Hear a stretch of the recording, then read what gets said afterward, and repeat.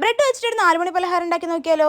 തക്കാളി, ഉള്ളി അതുപോലെ വേവിച്ച ഉരുളക്കിഴങ്ങാണ് വേണ്ടത്. മസാല ഉണ്ടാക്കാം. ആദ്യം തന്നെ കറിവേപ്പില ഇട്ട് കൊടുക്കുന്നുണ്ട്. പിന്നെ സവോള, ഉപ്പ്, മഞ്ഞപ്പൊടി ഇട്ട് നന്നായി മിക്സ് ചെയ്യുക. സവോളയൊക്കെ ഒന്ന് കുഴഞ്ഞു വരുമ്പോൾ നമ്മളത് തക്കാളി ഇട്ട് കൊടുക്കുന്നുണ്ട്. ഒരു ഹാഫ് തക്കാളിയൊക്കെ മതിയാവും. ഇനി പൊടികൾ എന്തൊക്കെയാണ് ചേർക്കുന്നത് നോക്കിക്കോളൂ. മുളക് പൊടി, കുരുമുളക് പൊടി, കുറച്ച് ഗരം മസാലയും കൂടി ഇട്ട് കൊടുക്കുന്നുണ്ട്. പിന്നെ നമ്മൾ വേവിച്ച് വെച്ച പൊട്ടാറ്റോ കൂടി ആഡ് ചെയ്ത് കൊടുക്കുക. നന്നായി മിക്സ് ചെയ്യുക. വേണമെങ്കിൽ കുറച്ച് ചിക്കൻ മസാല കൂടി ആഡ് ചെയ്ത് കൊടുക്കാം കേട്ടോ. അങ്ങനെ മസാലയൊക്കെ സെറ്റ് ആയിട്ടുണ്ടെങ്കിൽ നമുക്ക് നേരെ ബ്രെഡിലേക്ക് കിടക്കാം.